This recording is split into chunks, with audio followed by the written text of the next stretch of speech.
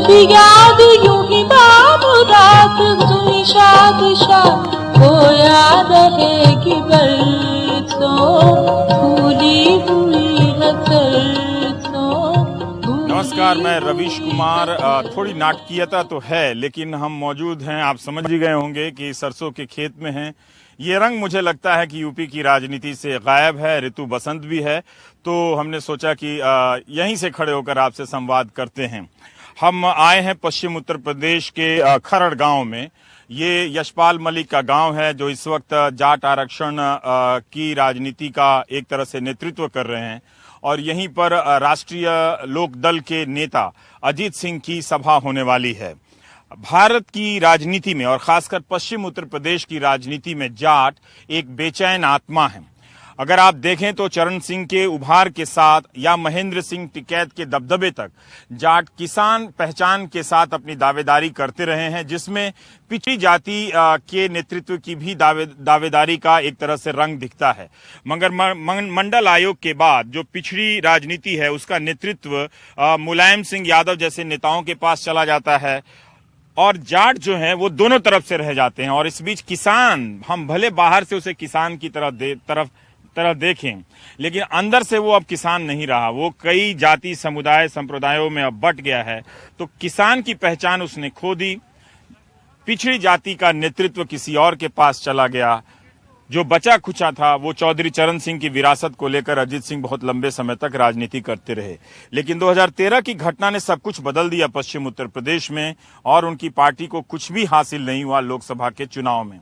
इस बार वो कोशिश कर रहे हैं कि पुरानी नोस्टाल्जिया, पुरानी स्मृति के जरिए एक बार फिर से कुछ सीटें हासिल की जाए और वो दावेदारी कर सकें। जयंत सिंह को अपने बेटे को उन्होंने मुख्यमंत्री का उम्मीदवार बनाया है। मीडिया में भले ही उन्होंने उनकी उम्मीदवारी को या दावेदारी को गंभीरता से नहीं ले रहा हो, मगर अजीत सिंह कोशिश कर रहे हैं कि वो एक फिर से उस चौधराहट को हासिल कर ले। लेकिन इतना आसान नहीं है। जाट भी अब काफी बदल चुके हैं। उन्होंने भी वक्त के साथ वो पिछड़ी जाति, आरक्षण और किसान पहचान, इन तीनों के अलावा चौथा रास्ता वो नहीं बना पाए। यही कारण था कि जब सांप्रदायिक हिंसा हुई 2013 के साल में, तो अजीत सिंह वैचारिक रूप से तैयार नहीं थे कि इसका जाकर जमीन पर मुकाबला कर सकें। और वो एक ऐसी आंधी आई जिसने उस आंधी ने इनके नेतृत्व को ही उड़ा दिया, जड़ से उखाड़ दिया। क्या वो अपनी वापसी कर पाएंगे? कोशिश कर रहे हैं। ऐसा पढ़ने को भी मिल रहा है कि जाट इस बार पश्चिम उत्तर प्रदेश में अजीत सिंह के पीछे लामबंद हो रहे हैं। लेकिन अगर आप हालात देखें और संख्या देखें तो भारतीय जनता पार्टी का जाटों पर काफी हद तक एक तरह से कब्जा हो चुका है। उसने बड़ी संख्या में टिकट भी दिए हैं और उसके पास अब मंत्री भी हैं, एक पहचान वाले नेता भी हैं। तो जाट समुदाय के भीतर भी अब बहुत बेचैनी है। नया नेतृत्व भाजपा के साथ जा चुका है। चरण सिंह का जो नेतृत्व था उसकी विरासत लेकर अजीत सिंह अपनी दावेदारी कर रहे हैं। लेकिन बात सिर्फ संख्या की नहीं होती है, समीकरण की भी होती है। जाटों ने सांप्रदायिकता, जाट नेतृत्व ने अजीत सिंह के नेतृत्व में सांप्रदायिकता के सवाल को भी ठीक से हल नहीं किया, उसका सामना नहीं किया। और इसके साथ साथ जो दलित समुदाय है उनके साथ भी उनकी नहीं बनी। तो सामाजिक रूप से भी देखें तो बहुत ही त्रिकोणात्मक संघर्ष में फंसे हुए हैं। वैचारिक रूप से देखिए तो पिछड़ों की राजनीति में उन्हें अपना नेतृत्व नहीं मिल रहा, और आरक्षण की लड़ाई में अभी भी वो एक तरह से कामयाबी हासिल नहीं कर पा रहे हैं। किसान की पहचान बदल गई है। इसीलिए मुझे लगता है कि भारत की राजनीति में जाट एक बेचैन आत्मा है। उन्हें भी, उनकी भावनाओं को भी ठीक से सुना जाना चाहिए, समझा जाना चाहिए कि वो क्या बात है कि जो उन्हें राजनीतिक रूप से कई बार इतना आक्रामक बना देती है कि वो जो हासिल नहीं कर पाते उससे ज्यादा वो गंवा देते हैं। प्राइम टाइम में हम इसी पर चर्चा करेंगे।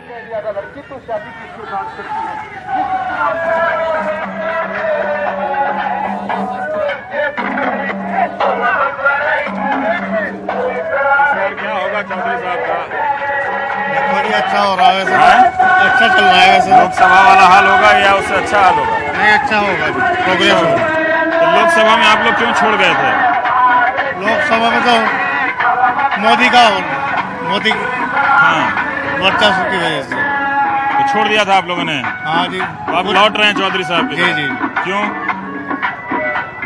चौधरी साहब की कोई बुराइयां तो है नहीं। हाँ,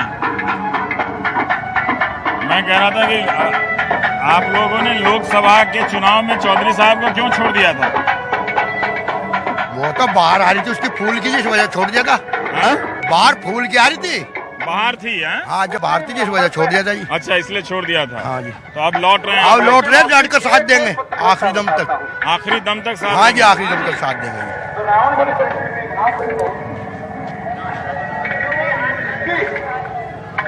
मेघनाथ ने बहुत इंकार किया। जुड़ के अनुरोध है कि सभी अपनी सीट से नहीं करते रहिए, कोई भी व्यवस्था न करे,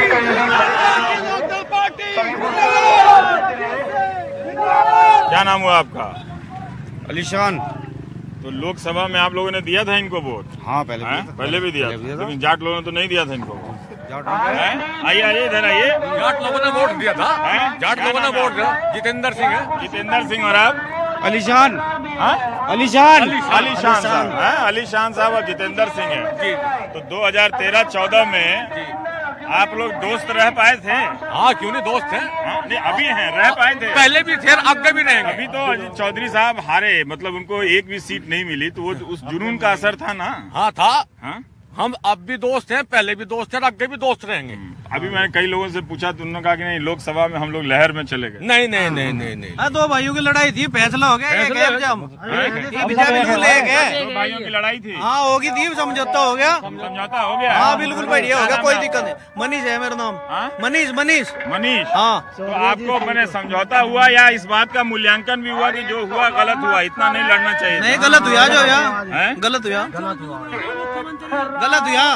बिल्कुल गलत हुआ। तो आप लोग भी बह गए थे उसमें? हाँ, बिल्कुल बह गए थे, अब नहीं बहे पर आगे। भाई, जब ये जुनून का एक तरह से था तो उस समय भी आप लोग भी तो नहीं सामना कर पाए ना? चौधरी साहब भी नहीं समझा पाए, उनकी भी बात कोई नहीं सुन रहा था। हाँ, कोई नहीं सुनना था। जाट नहीं सुन रहा था ना 2013-14 में? कोई नहीं सुनना था, सब भगावे में आगे थे इनके दोनों पार्टी हुए। आपको लगता है कि ये लोग वापस आ जाएंगे? अब इनकी बात इतना जोश में अभी नारायण मतलब, अभी रुक जाओ, बात सुनो। पर आप लोग ये समझो, आप लोगों को इस बात का एहसास हुआ कि ये जो सामाजिक सद्भाव टूटा है, उसका नुकसान क्या पड़ा इस इलाके पे? नुकसान किसान को है। क्या हुआ? पश्चिम में तो किसान को तो यही चाहेगा हमारी फसल का भाव मिल जा। ये मिलने का नहीं, ये तो सरकार आपस में लड़ाएगा, हमें वोट लेगा अपना छुट्टी। पश्चिम का काम है, फसल किसान है। यहाँ किसान का अगर रेट नहीं मिले तो चले नहीं काम। आपको लगता है कि उस लड़ाई से 2013 की लड़ाई से नुकसान हुआ किसानों को? यहाँ बहुत ज्यादा नुकसान हुआ जी। किसानों को नुकसान हुआ? सभी को, सभी बिरादरी को हुआ। बहुत नुकसान हुआ। वरना हिंदू मुस्लिम अलग हुए या जिस तरह से लड़ाई, नुकसान क्या हुआ फिर? आपस में बढ़ा दिया गया। हमारा जो रोजगार एक दूसरे से चलता था, जो वो एक दूसरे का भाव नहीं। आप लोगों का रोजगार चलता था एक दूसरे के साथ चलता है जी। हमारे साथ का काम था, हम इनके यहाँ काम करते हैं, तो मतलब वो सब कुछ खत्म हो गया। पूरा नुकसान चला गया। एक ताना बाना था, वो टूट गया था। तो वो ताना बाना आपने बनाया है या खाली चौधरी साहब के पीछे आप लोग जा रहे हैं? नहीं, हम सोच रहे हैं इस बात को कि बीजेपी और सपा जो है, हाँ। ये दोनों ही अत्याचार कर रही है गरीब पब्लिक पे, किसानों पे। तो इसलिए हम तो अपनी पार्टी को ही जिंदा करते हैं वापस, और इस बार राष्ट्रीय लोकदल को ही जिताएंगे। तो सारे आप लोग जो जाट लोग हैं जो चले गए थे? नहीं, दलित भी है इसमें, और इसमें जो है पिछड़ा हो गया, 70 जाति के लोग हैं। एक सेकंड जी, आपका नाम? मेरा नाम धर्मवीर बालियान, एक्स मिनिस्टर हूँ। अच्छा, चेयरमैन हूँ। यहाँ एक और बालियान मिल गए? एक सुनो, अच्छा, हम आपकी सारी न्यूज पढ़ते हैं। आप जब बड़ी फ्रैंकली लोगों की बात रखते हैं। आप बागपत के एक गाँव में गए थे। हाँ। और जाके वहाँ पर सड़ाबर गाँव है, वहाँ की सब रिपोर्टिंग आपने की। तो आपने देखी थी? आप कहाँ? पर मैं ये कह रहा हूँ कि जो सियासी आदमी है वो उसको पता है कि बिना सबको मिलाए कोई चुनाव नहीं जीत सकता है। हाँ, तो एक फिर वो ये गलती क्यों करता है जिससे समाज अलग हो जाता है? मैं बताता हूँ। राष्ट्रीय लोकदल ऐसी पार्टी है, चौधरी अजीत सिंह है, हाँ। ये सभी पार्टियों को साथ, सभी लोगों को साथ लेकर चौधरी साहब गए। अगर उस टाइम आ जाते दूसरी बात गलत हो जाता, क्योंकि देख कर दंगा भड़क सकता था। उसके 10 दिन बाद वे सब लोगों के बाद में जयंत चौधरी भी, चौधरी अजीत सिंह भी, सब लोगों के जात में हिंदू मुस्लिम। इसके लिए आप लोगों ने, आपके नेता ने जा के आप लोगों ने बात करके ठीक किया है सर? दोनों समुदाय और दोनों समुदाय की ये बात होती थी। अब चौधरी चरण सिंह के टाइम में सहारनपुर से लेके और चंडीगढ़ तक इतनी बात, एक हिंदू एक मुस्लिम पार्लियामेंट की लाइन लगा दी थी। तो उससे पूरा एक किसानों का वजूद चला गया। नहीं, अब फिर दोबारा इकट्ठा हो रहा है। अपने पति कि प्राण बचा चले धर्मराज के पास। रहने वाला हूँ जहाँ पे शुरुआत हुई थी आप शहजाद काज में। शहजाद, तो उस वक्त क्या हुआ था शहजाद की, मतलब लोग सुन क्यों नहीं रहा था? दोनों समुदाय में ऐसी अभी जिस तरह से नेचुरल हैं लोग उस तरह से थे उस वक्त? हाँ नहीं, उस टाइम ऐसा होता है जब भी किसी के ऊपर कोई भी चीज आती है एकदम ऐसा माहौल बन गया था। हाँ। कि उसमें किसी को मतलब समझ में नहीं आ रहा था कि हम क्या कर रहे पर आप दो लोग तो यहाँ के लोग तो बहुत पुराने एक दूसरे के यहाँ उठते बैठते थे, तो उनको नहीं पता था कि एक दूसरे से बात कर लें और इस जुनून को रोकें? मैं कह रहा हूँ कि जिस टाइम कोई जुनून होता है उस टाइम नहीं दिखाई देता किसी को कि क्या कर रहे हैं हम लोग। जब उनको अगर कोई भी इंसान जिस टाइम गुस्सा आता है अगर वो 5 मिनट के लिए भी शांत हो जाए तो सारे झगड़े खत्म हो जाएंगे। लेकिन होता क्या आप ही के इलाके से सारा शुरू हुआ था? हमारे मैं जौली का रहने वाला हूँ, वहीं से शुरुआत हुई इस चीज की। उसी नहर पे झगड़ा हुआ था वहीं से। अब वहाँ पे शांति है? जी बिल्कुल शांति। तो लोग ये सचमुच अपनी गलतियों से सबक सीखे हैं? बिल्कुल मान रहे हैं। मतलब इसका भले चुनावी हार जीत से ना संबंध हो, लेकिन उन्होंने ये महसूस किया कि गलती हो गई। जी जी। अब आप ये देखिएगा कि जौली में सबसे ज्यादा हुआ। हाँ। लेकिन एज बी कैजुअलिटी जौली में नहीं हुई। हाँ। इसकी वजह क्या है कि वहाँ के लोग नहीं चाह रहे थे कि झगड़ा हो कुछ भी। इसे बीजेपी लेकिन तब तो बहुत खराब हो गया था ना माहौल में। लेकिन जौली का माहौल खराब तो नहीं था। अगर अजय सिंह आते भी तब लोग सुनता, उनको जाट लोग ही उनको सुनने के लिए तैयार थे, तब नहीं सुनते। और सुना उनको। जैन चौधरी जी आए थे 2 दिन बाद। जैन चौधरी 2 दिन बाद आए थे, भोकरेडी गए वो। तो आपको लगता है कि उससे सियासत के अलावा ज्यादा सामाजिक नुकसान हो गया उससे? जी सामाजिक नुकसान ज्यादा हुआ है, वो भी सिर्फ हम लोगों की अपनी गलती की वजह से, क्योंकि हम लोग बह गए इस जज्बात में आके बह गए हम लोग। अगर हम वो जज्बात में हम 5 मिनट भी अपना गुस्सा कंट्रोल कर लेते तो यहाँ कुछ ना होता। हमेशा से यहाँ शहजाद साहब, आपकी बात से लगता है कि आप लोग भी बहक गए। बलियान एक नया लड़का था वहाँ, वो भी कह रहा था कि वो भी बहक गया। मतलब दोनों तरफ के लोग बहके, मतलब ये अच्छी बात है कि दोनों तरफ के लोग ये महसूस कर रहे हैं कि बहके, है ना? ये महसूस करना चाहिए कि पहले की बहके हैं, है ना? मैं कहता रहा हूँ कि जौली में जहाँ पे शुरुआत हुई थी वहाँ पर एक भी कैजुअलिटी नहीं हुई। इससे बड़ी और बात क्या होगी आप देखिएगा। तो वो पूरा मुस्लिम गांव था वो। खेती में अब वो संबंध सब बहाल हुए हैं कि सब नहीं? बहाल हैं, अब कहीं कोई ऐसी बात नहीं है। मुसलमान दिखेंगे आज देखियो आप। नहीं सब वो तो गलत फहमी रही लोगों को। चर्चा बैठे मैं आपको हकीकत बता रहा। वो गांव मलकपुर है, मैं फुगाने का हूँ जयपाल सिंह। वो हमारे गांव के जाकर बसे थे वहाँ। जयपाल सिंह जी देखिए, आप भी कह रहे हैं कि आप लोग भी बहक गए थे, शहजाद भाई भी कह रहे हैं। मेरी सुनो मैं इसका मुद्दा बताऊंगा। मुझे किन्ने नहीं पता। आप उस पे नहीं जाते, आप चूंकि आप उसमें जांच वाच का मामला नहीं जाएंगे। जाएंगे नहीं, आप लिख लो इस बात को। हम टीवी में देखे आपको खूब अच्छी तरह देखते हैं जो आप बोलते हो। मान लीजिए कोई आप कहे कि लव जिहाद हो गया, प्रेम कर लिया, कुछ हो जा लिख लो। कोई भी जाट बीज झगड़ा नहीं करेगा, नहीं करेगा। पछता रहे, सैकड़ों जेल में पड़े, 2.5 साल हो गए मोदी को बने। ये छुटाता नहीं, छुटाता सबको, मुसलमान को भी और हिंदू को सबको कहता मुकदमा वापस हो गए। ये चाहते नहीं नेता। हार जीत में मेरी कोई दिलचस्पी नहीं है, इसमें दिलचस्पी आप सेल्फी में दिलचस्पी आपकी मोदी नहीं। पर ये है कि एक नौजवान है टीवी पे देखा जी, एक से खुद पहली बार देखे। हम भी आए देख के। ये शहजाद है जहाँ से झगड़े की शुरुआत हुई है, जयपाल सिंह जी हैं। फुगाना के हैं। हमारे में ये झगड़ा हमारे यहाँ हो जाए। झगड़ा यहाँ शुरुआत हुई, इनके यहाँ झगड़ा हुआ। अब जयपाल सिंह कह रहे हैं कि अब कुछ भी हो जाए तो झगड़ा नहीं करेंगे। ये बात देखिए, राजनीति में कोई जीते हारे वो कोई बड़ी बात नहीं है, लेकिन सामाजिक समरसता अगर समझ जाएं तो हम पत्रकारों की यही दिलचस्पी रहती है कि झगड़ा न करें, बल्कि बाकी जिसको चाहे वो नेता बना। तो अब ये कह रहे हैं कि इनको जितना भी भड़काने का व्हाट्सएप से मटेरियल दिया जाएगा नहीं भड़केंगे। नहीं क्या मतलब? खूब व्हाट्सएप पढ़ के भड़कते थे। 1 करोड़ रुपया बरसा दें ऊपर तो तब भी नहीं भड़के। अब झगड़ा नहीं करेंगे, कतई नहीं करें। लिख लो, टीवी में खूब प्रचार करिए। आपने देश का 1 करोड़ बचा दिया। हाँ। आप लोग भी अब मतलब ये अच्छी बात है। कोई दोनों तरफ से ये आप अगर महसूस कर रहे हैं, हाँ, बिल्कुल। तो देखेंगे नतीजों में। तो मैं आया हूँ देखने के लिए कि तब तो आप लोगों के बीच जाने में घबराहट होती थी। नहीं जी, चिंता न करो। हाँ, दिखा दो इन बात को। हाँ, दिखाएंगे। ये तो दिखा रहे हैं। एनडीटीवी इंडिया से हैं। सर जी, आज आपको खुद महसूस हो जाएगी कि मुसलमान। क्या नाम है आपका? मेरा नाम मोहम्मद फारूक है, मैं सोरम गांव से आया हूँ, योगराज सिंह जी के। आप लोगों के मन में भी अब कोई मलाल नहीं? हमारे मन में कोई मलाल नहीं। तो भाजपा ने जो कर दिया तो कर दिया जी। आपको लगता है कि चौधरी साहब ने आप लोग जाटों के प्रति कोई डर भय नहीं है? नहीं, कोई डर नहीं सर। हम तो एक बात कहना चाहते हैं, जैसा जिला बागपत था, बागपत में मुसलमान तो कमी है, जाट भरा पड़ा चारों तरफ में। वहाँ काम तो वहाँ होना था, पर चौधरी साहब की देन है कि वहाँ एक बच्चा अपने घर से भी बारे नहीं लिखड़ा। ये चौधरी साहब की देन आज हिंदू मुस्लिम का जो बात हो रही है। व्हाट्सएप का क्या रोल है? व्हाट्सएप का मटेरियल आ रहा है।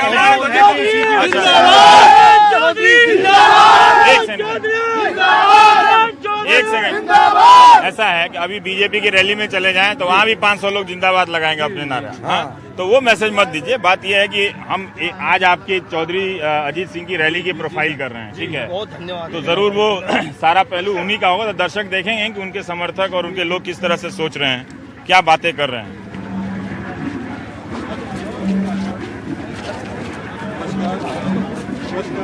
नमस्कार नमस्कार। स्कूल के ग्राउंड के उत्तर दिशा की तरफ खेत में हेलीपैड बनाया हुआ है। हेलीपैड के आसपास सभी साथियों को सूचित किया जा रहा है, हेलीपैड के आसपास कोई भी अपनी गाड़ी खड़ी ना करे। टीवी में उनका नाम आना ही बंद हो गया। टीवी में चौधरी साहब का नाम नहीं आता है। खत्म। अजी एक मिनट, ये तो भाजपा का है, अब ये मायावती का है, इन दो का जब और किसी का आता ही नहीं। वो तो हमारा चौधरी साहब तो ऐसा खो दिया दुनिया मत है, और सारे दुनिया में सारे खो दिया। कई टीमें नाम ही नहीं आता सर। हम इंतजार करो जा, उसका कोई नाम नहीं आता। अजीत सिंह का नहीं आता, आज आता ही नहीं, खत्म नहीं। बाकी नेताओं का आता है, बाकी सबने मायावती का भी आवे, मुलायम का भी, अखिलेश का ज्यादा आवे, तो हम लोग हमारा भी नाम आ जाए। आपके नेता का भी आना चाहिए। हाँ जी, हमारा नेता भी आना चाहिए। हमारा नेता कहीं नाम नहीं आता। टीवी पर आपको बहुत पसंद करते हैं हम लोग। Thank you. हाँ जी, बहुत देखते हैं आपको। मोदी सबसे ऊपर आप ही रहते हो मैं रहता हूँ सबसे ऊपर। सबसे अरे हम ऊपर सबसे नीचे हैं। नहीं सबसे आपका भाषण भी हमारी समझ में खूब आता है। बाकी आप तो और की बात करते हो, हमारे चौधरी साहब तो बात करते ही नहीं। ओ, मैं भी नहीं बात करता चौधरी साहब की। चलिए, सही बात है। अभी ये कह रहे थे कि ये पसंद करते हैं मुझे, और मीडिया से शिकायत कर रहे थे कि मीडिया सभी नेताओं का दिखाता है लेकिन चौधरी अजीत सिंह के बारे में नहीं दिखाता है। तो आज हम दिखा देते हैं अजीत सिंह के बारे में। आज हम दिखाएंगे एनडीटीवी इंडिया पे, देखना।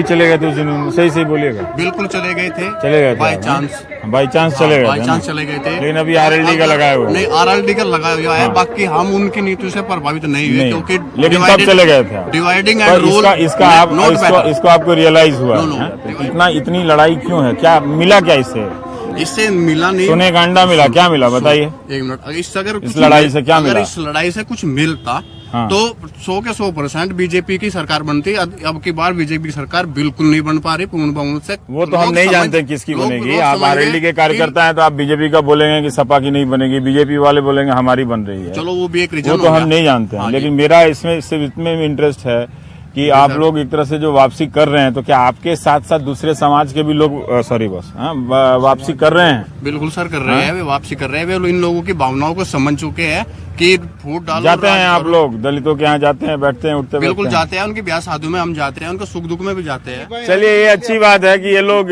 कह तो रहे हैं कि ये दूसरे दलों में चले गए थे, आरएलडी के समर्थक हैं, कार्यकर्ता हैं, लेकिन ये भी कह रहे हैं कि वो 2013 की सांप्रदायिक हिंसा के बाद आरएलडी से अलग चले गए थे, लेकिन अब ये वापस हो रहे हैं। तो वापसी की भी घटना कम दिलचस्प और सुखद घटना नहीं है। इसलिए नहीं कि किसी को चुनौती मिल रही है या कोई अपनी राजनीति में दावेदारी कर रहा है। ये अच्छा है, किसी के भी प्रयास से समाज में एक तरह से शांति हो और राजनीतिक कार्यकर्ताओं को ये पता चले कि इतना एक दूसरे के खिलाफ जाना ठीक नहीं होता है। मुद्दों को लेकर एक दूसरे के खिलाफ जाना चाहिए, खूब लड़ना चाहिए, झगड़ना चाहिए, लेकिन एक विश्वास और एक तरह से इतना हिंसक नहीं हो जाना चाहिए कि उस इलाके में ही एक तरह से जाने में डर लगे। इसके बावजूद इनकी रैलियों में घूमते हुए लगता है कि काफ़ी एहसास है लोगों को, लेकिन इसके बाद भी लोग शिविरों में रह रहे हैं। जो प्रभावित हैं उनका अभी तक पुनर्वास नहीं हुआ है। अव्वल तो बहुत अच्छी सामाजिक व्यवस्था ये होती कि सारा समाज मिलकर, जो लोग भी टेंट में रह रहे हैं या अलग तरह से अस्थायी रूप से रह रहे हैं, उनको वापस लाकर गाँव में उसी विश्वास के साथ बसा दिया जाता है। ये बात मैं दोनों समुदायों के लिए कह रहा हूँ। इससे अच्छी बात क्या होती है, और इससे राजनीति को भी सबक मिलती है, हमारी राजनीति भी अच्छी होती है।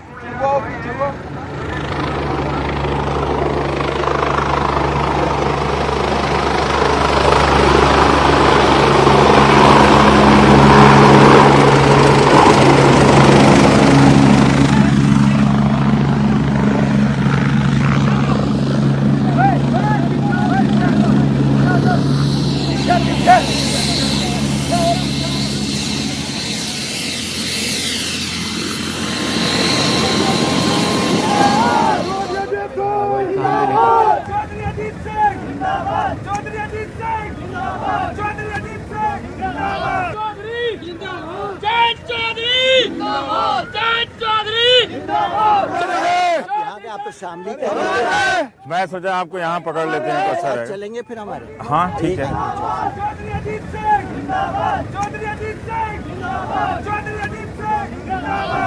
दरअसल चौधरी अजीत सिंह ने भी राजनीति में कोई अपना स्थायी ठिकाना नहीं बनाया।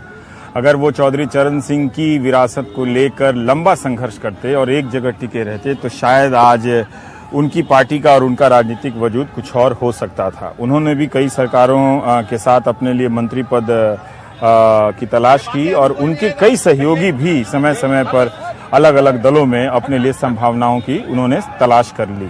तो एक तरह से कभी इनका कुनबा बनता है, कभी बिखर जाता है। अजीत सिंह खुद एक बहुत आधुनिक पृष्ठभूमि के नेता हैं। पश्चिम उत्तर प्रदेश की राजनीति में उतरने से पहले वो विदेश में नौकरी करते थे, मगर उन्होंने जाट राजनीति को, राष्ट्रीय लोकदल की राजनीति को और चौधरी चरण सिंह की राजनीति को उन्होंने बहुत आधुनिक नहीं बनाया, उन्हीं परंपरागत चीजों से ही जोड़ा रखा। अगर वो थोड़ा नया विस्तार करते, जैसे भारतीय जनता पार्टी में प्रधानमंत्री नरेंद्र मोदी ने आकर उनकी राजनीति में एक नया विस्तार दिया। हम विवाद और बहस होती रहती है, सवाल होते रहते हैं, लेकिन उन्होंने एक नयापन जरूर जोड़ा। चौधरी चरण सिंह के बाद अजीत सिंह पश्चिम उत्तर प्रदेश की राजनीति में बहुत दिनों तक लोगों ने इन्हें आजमाया, जाट नेतृत्व ने भी आजमाया, लेकिन वो खुद को एक बड़े फलक पर नहीं ले जा सके। उनका जो मुद्दा था हरित प्रदेश का, वो भी उनके हाथ से चला गया है। तो देखते हैं कि इस चुनाव में जाट मतदाताओं और अब के आसपास वो किस तरह का समीकरण बना पाते हैं। ये इतना आसान नहीं है और इससे अपनी राजनीतिक वजूद जो है वो किस तरह से वापस करते हैं। हार जीत के बीच में ये एक ऐसे नेता हैं जो अपने अस्तित्व की लड़ाई उत्तर प्रदेश में लड़ रहे हैं। रमेश जी क्या हाल है? बढ़िया सर, आपको टीवी पे देखते हैं, बड़ा मन लगता है। Thank you sir. आपको अच्छा लगता है? बहुत अच्छा लगता है। अच्छा, आपको अच्छा लगता है? आप जो है जमीन से और आम आदमी से जुड़ी इस समस्या के लिए जनता में घूमते। सच्चाई की समस्या, सच्ची खबर। Thank you.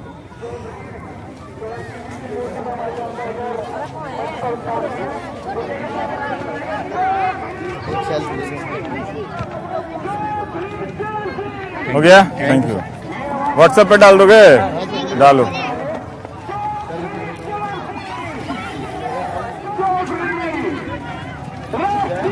ग्रहण करते रहे, पीछे कुर्सियों पर अपना स्थान लेते रहे।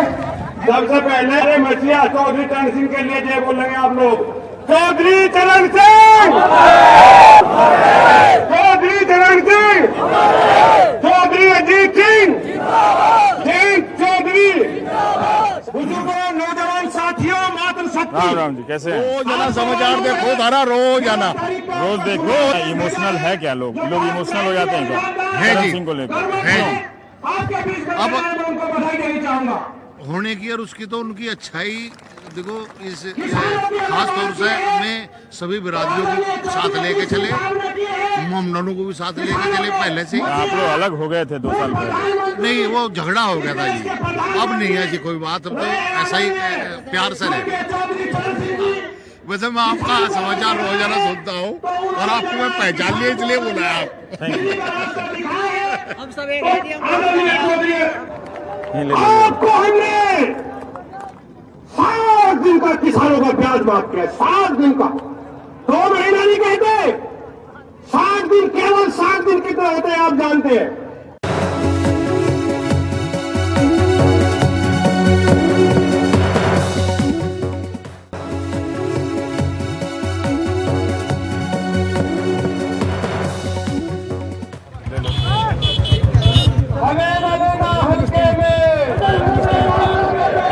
अब चौधरी साहब आपके सामने अपने विचार।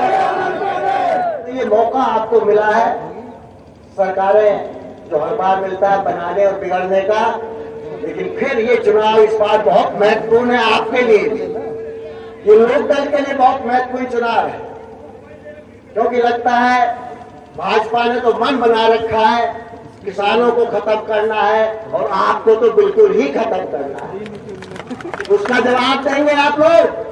जवाब देंगे? भाजपा को हराओगे? मैं सब लोगों से, पत्रकारों से भी कहना चाहूंगा, इस बार एक हवा चल रही है, पश्चिमी यूपी में हवा चल रही है।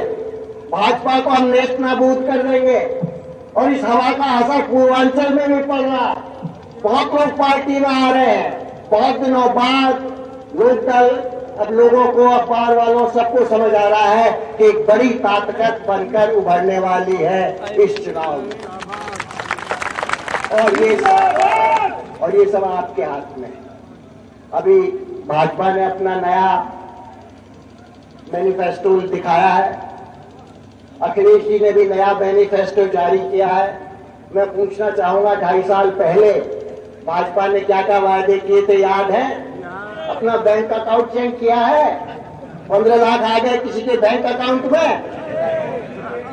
फिर कहा था कि हम डॉक्टर स्वामीनाथन की रिपोर्ट मानेंगे, किसानों को लागत का 150% दाम देंगे।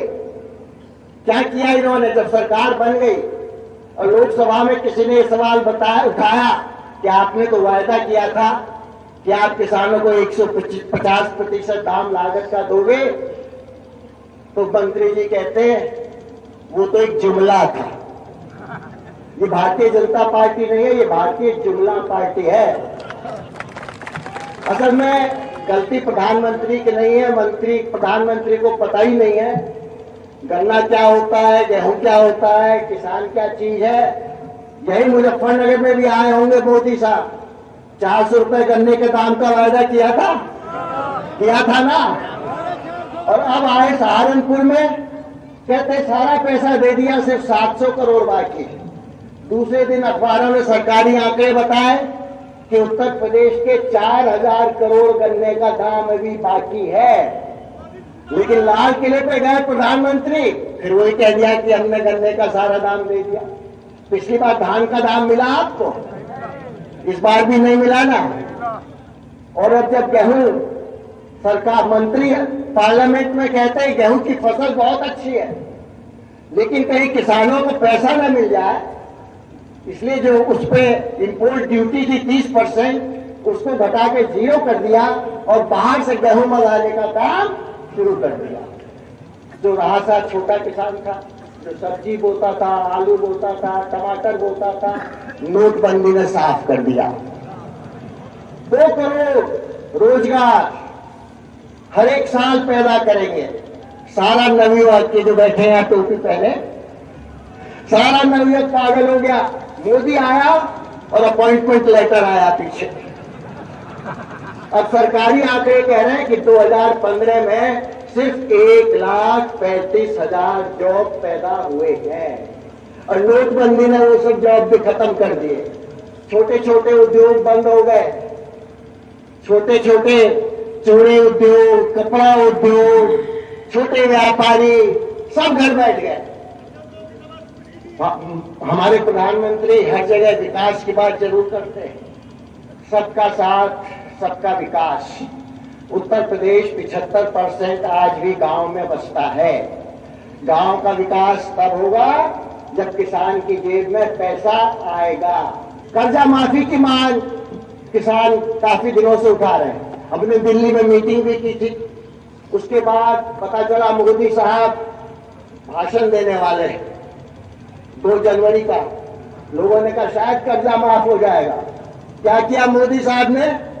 बोले जिन किसानों ने कोऑपरेटिव बैंक से पैसा ले रखा है, या कोऑपरेटिव बैंक बहुत है नहीं, महाराष्ट्र में है, गुजरात में है, यहाँ नहीं, उनका 2 महीने का ब्याज माफ हो जाएगा।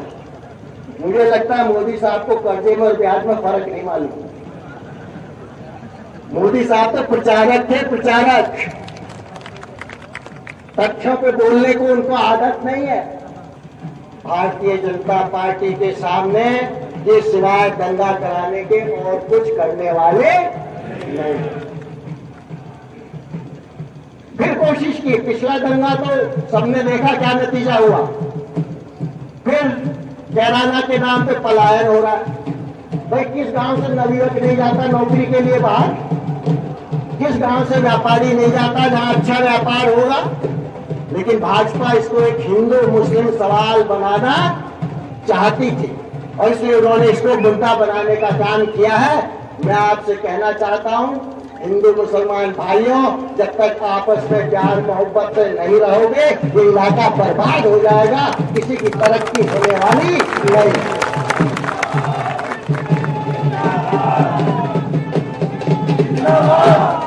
मैं ये नहीं कहना चाहूंगा कि हुआ गलत हुआ, सबका नुकसान हुआ, उसको भूलने की जरूरत है। आगे हम कैसे तरक्की करें ये हमको समझने की जरूरत है। वही चौधरी श्याम सिंह वाला समीकरण जब बनाओगे तब आपकी राजनीतिक ताकत आपके हाथ में आएगी, वरना आने वाली नहीं। दूसरी तरफ हमारे मुख्यमंत्री जी ने भी एक नया घोषणा पत्र तैयार किया। याद है 5 साल पहले क्या कहा था, किसानों का 50,000 तक का कर्जा माफ कर देंगे। कर्जा माफ हो गया क्या? नवयुवकों को बेरोजगारी भत्ता मिलेगा। किसी नवयुवक को बेरोजगारी भत्ता मिल गया क्या? तो भैया नए घोषणा पत्र पढ़ने की जरूरत नहीं है। इन्होंने 5 साल पहले भी झूठ बोल रहा था और अब भी झूठ बोलने का काम कर रहे हैं। ये समाजवादी नहीं है, ये परिवारवादी है, इनका और कोई मतलब नहीं है। मुट्ठी बांध के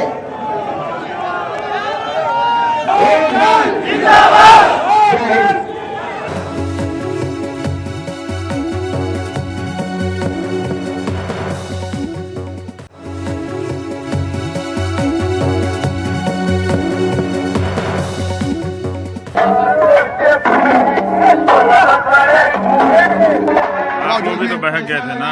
बहक गए थे, बहकना इंसान की फितरत है। लेकिन समय को देखते हुए, वादे को देखते हुए, जो इतना बड़ा वादा करता है अगर वो उस पर पूरा उतर जाएं तो फिर उसको बहकना नहीं कहेंगे। अगर उन्होंने वादा करके झूठ बोल जाए। बहुत दिलचस्प है। आपका नाम क्या है? मेरा नाम विकास तोमर। विकास तोमर है ये।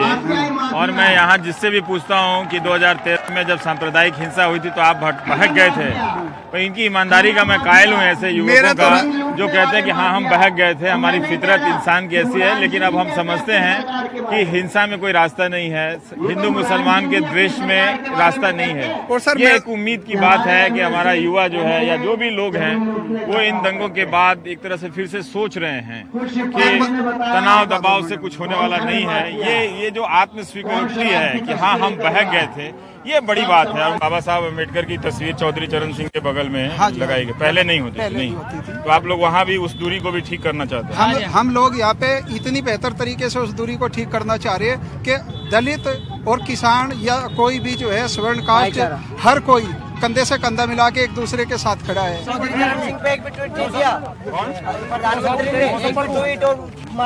किसी बीजेपी के किसी भी लीडर ने 23 दिसंबर को चौधरी साहब के जन्मदिन पे मूर्ति पे माल्यार्पण नहीं किया। प्रधानमंत्री से लेकर के छोटे स्तर के बीजेपी आप उनका ट्वीट चेक कर रहे थे प्राइम मिनिस्टर का? पूरा देश देख रहा था। आप ये ट्वीट कर रहे थे कि चौधरी चरण सिंह पे ट्वीट किया कि नहीं किया? मैंने नहीं चेक किया तो मैं नहीं बता सकता। प्रधानमंत्री को जो सब जगह था, प्रधानमंत्री राष्ट्रीय लोकदल महत्वपूर्ण भूमिका निभाएगी सरकार। अब की बार मुख्यमंत्री सब घर वापसी हो गए, सब घर वापसी, लोग दल में आ गए। आप कह रहे थे कि अलग अलग दलों में गए, धक्के खा के यहाँ आ गए। आ गए घर वापसी आ गए। मेरा नाम निसार अहमद है जी। अच्छा। और मुस्लिम जाट हूँ। हाँ, और भूतपूर्व प्रमुख भी हूँ जी। एक यहाँ पे बहुत दिलचस्प है, मैं अपने दर्शकों को बता दूं कि रैली में मनु साहब वहाँ पर हैं। रैली में जैसे हम लोग कहते हैं ताली बजाइए कार्यकर्ता, तो यहाँ कहते हैं हथेली बजाइए। तो एक नया ताली बजाने को यहाँ पश्चिम उत्तर प्रदेश में हथेली बजाना कहते हैं। और एक शब्द है मूले जाट, मुस्लिम जाट। जैसे हिंदू जाट, मुस्लिम जाट, अभी आप सिर्फ एक जाट ही सुनते हैं, तो एक मूले जाट भी पहचान है। उसी तरह से अगर आप पश्चिम उत्तर प्रदेश के सामाजिक संरचना को देखेंगे तो ठाकुरों में भी, क्षत्रियों में भी एक तरह से आपको मुसलमान और हिंदू मिलते हैं। शाखा 84 में अगर आप जाएंगे तो ये इतना सब कुछ घुला मिला है कि राजनीति उसको रोज हर दिन उसको अलग करने में लगी रहती है। पर जैसे निसार साहब कह रहे हैं कि वो सब इधर उधर से भटक के वापस यहाँ आ गए हैं, तो देखते हैं कि असलियत क्या होता है, कि किसान अपना वजूद राजनीति में हासिल कर पाते हैं कि नहीं कर पाते हैं। एक बात है कि अजीत सिंह ने अपने भाषण में जाट आरक्षण के मुद्दे को यहाँ नहीं छुआ और उत्तर प्रदेश की लड़ाई को बीजेपी बनाम सपा बनाम बसपा के रूप में देखा जा रहा है। लेकिन पश्चिम उत्तर प्रदेश में एक एंगल और है कि क्या जाटों को लेकर बीजेपी और राष्ट्रीय लोक दल के बीच कोई वर्चस्व की लड़ाई चल रही है। आरएलडी जो 2014 के चुनाव में अपना दावा यहां से खो चुकी थी, क्या अजीत सिंह अपने वजूद को हासिल कर पाएंगे? अजीत सिंह ने अपने भाषण में ज़्यादातर हिस्सा बीजेपी को समर्पित किया, प्रधानमंत्री मोदी को भी निशाना बनाया और किसान विरोधी गन्ना, धान और गेहूं की कीमतों को लेकर भी एक तरह से उन्होंने निशाना बनाया। तो उन्हें पता है कि पश्चिम उत्तर प्रदेश में अगर अपनी वापसी करनी है तो उनका मुख्य शत्रु जो है, एक तरह से लड़ाई जो है वो भारतीय जनता पार्टी से है। तो हम यहाँ पर आए थे इस रैली में देखने के लिए। पता चलता है कि यहाँ पर किसी और दूसरे दल के लोग नहीं है, ना ही उनका पक्ष है। तो पता चलता है कि एक रैली के भीतर क्या भाषण दिया जा रहा है, उसके कार्यकर्ता क्या रिएक्ट कर रहे हैं। एक बड़ी बात जो रेखांकित करने की बात है कि मंच और कार्यकर्ता जो नीचे जो सुनने आया है, जो ऊपर बोल रहा है, दोनों इस बात को कह रहे हैं कि 2 साल पहले वो काफी बहकावे में आ गए थे। अब उन्हें समझ में आ रहा है कि इस झगड़े से कुछ होने जाना के लिए नहीं है। तो हिंदू मुस्लिम एकता ही इस इलाके का एक तरह से वो एकता ही इस इलाके की भविष्य है। तो ये दिलचस्प बात है कि कार्यकर्ता और नेता, लेकिन क्या ये पहलू अजीत सिंह को राजनीति में वापस जगह दिला पाएगी, हम देखेंगे। इस वक्त इनका हेलीकॉप्टर जो है वो शामली की तरफ जाने के लिए उड़ने लगा है और हम देखेंगे कि किस तरह से अजीत सिंह इस बार जो अकेले लड़ रहे हैं अपने वजूद को हासिल कर पाते हैं कि नहीं कर पाते हैं। लेकिन बड़ी बात यह है कि चुनाव के बाद वो किसके साथ जाएंगे ये भी किसी को नहीं मालूम। तो मनु नायर, सुशील कुमार महापात्रा और गोपाल के साथ मैं आपसे विदा लेता हूं। आप देख रहे थे प्राइम टाइम। नमस्कार। हेलीकॉप्टर इनका उड़ गया है।